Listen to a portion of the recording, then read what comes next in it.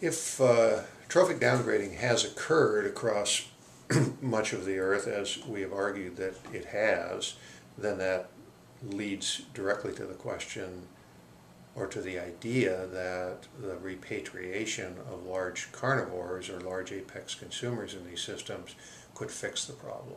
And so that leads to the question of, is that really true, and how easy would it be for that to occur?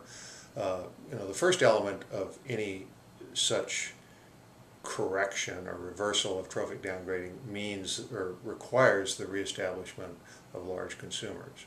That by itself is relatively simple if there's the habitat and space for them to occur. The question of the degree to which that's going to change all of the ecological complexities that resulted initially from their loss is a much more complicated one. In some cases we know that these things are reversible. We've seen them change with the recovery of large predators. Certainly that's been the case with sea otters and kelp forests, where we've seen them recover.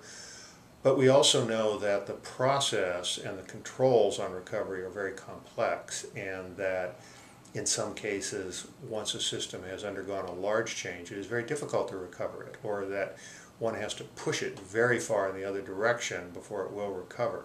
And so these are some of the concerns. I think from a broad brush perspective, we can imagine that many of the problems that have resulted from trophic downgrading are fixable, they are recoverable, but we should also recognize that those recoveries are not necessarily going to occur in a simple and linear manner with the repatriation of carnivores or large apex consumers to ecosystems.